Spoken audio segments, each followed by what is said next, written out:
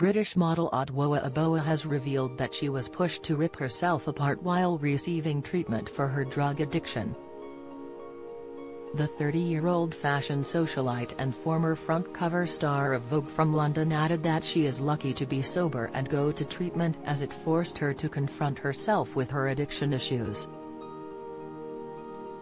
Speaking on the Rain with Josh Smith podcast for World Mental Health Day, she said, "I was lucky enough to go to treatment, so I met a mad variety of people there who'd been through all sorts of different things.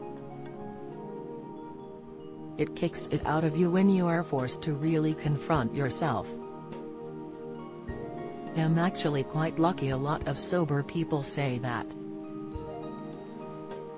I think I'm quite lucky that I was pushed to deal with it now. Pushed to pick apart any judgments I had towards other people. Pushed to rip apart myself and put it all back together so that I could look at things a bit differently.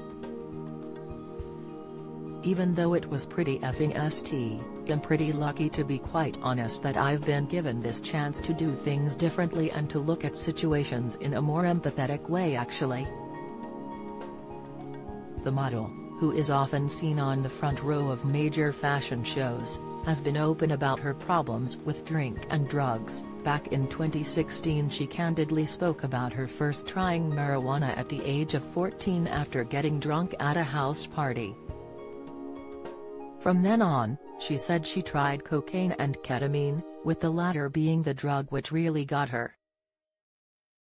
Using her platform to raise awareness for Mental Health Week, she added, "I've resigned myself to the fact that life is just so messy and one's mental health journey couldn't be further from linear.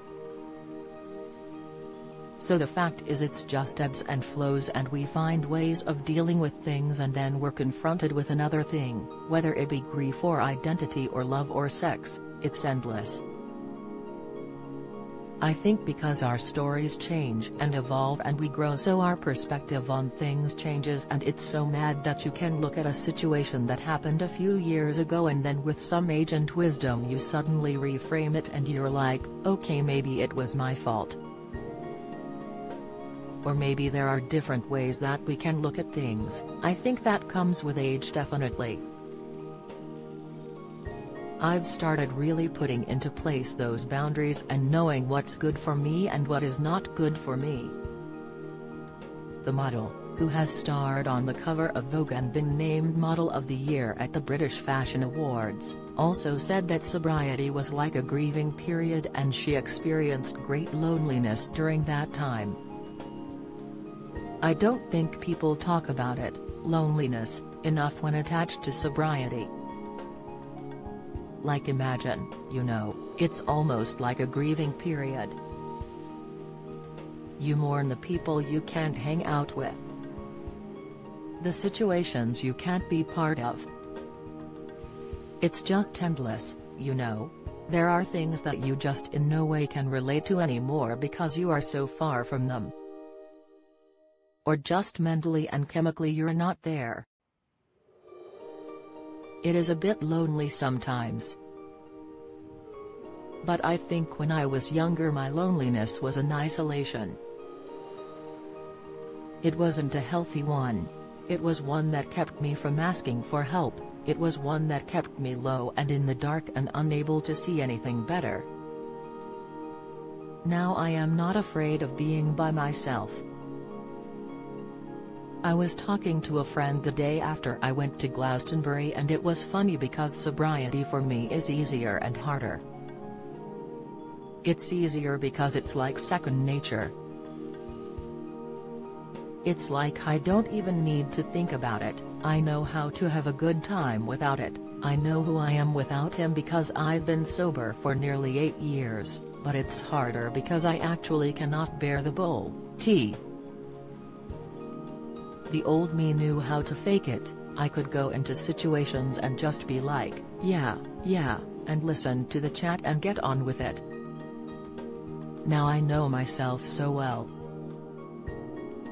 My sister always says she has to overcompensate for my faces, it just says it all.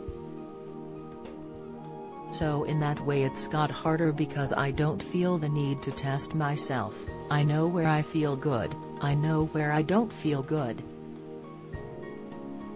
So in a sense Teresa knew sort of loneliness where I know I used to push myself to be part of things and now I just know that I have an inability to be part of it, which is actually fine. Back in 2016, when asked how many drugs she was doing, she said in an interview, "Just every day. My favorite thing to do was just sit in my room by myself. And what happened if certain people weren't going out on the Tuesday night, I could very easily find another that were going out that day. Then maybe they were going out on Wednesday, so I would go out with them. I don't think I necessarily wanted to stop, I just. My parents sent me to Arizona for rehab. The people that I grew up with, they took a lot of drugs, so it wasn't necessarily unheard of, it was normal, so I got away with it for a long time." On it affecting her modeling, she said it affected how she viewed her self-image. "Losing out on jobs and being judged on your appearance, I definitely got a second skin and got used to it, but more so now I realize that it definitely didn't help. It definitely contributed to the way I feel about things about myself. I don't know if getting scouted was a booster. I definitely don't feel like it made me feel any better about myself by being in a magazine." To seek help for drug and alcohol abuse, search mind.co.uk, who provide details on useful contacts offering support to those struggling with addiction.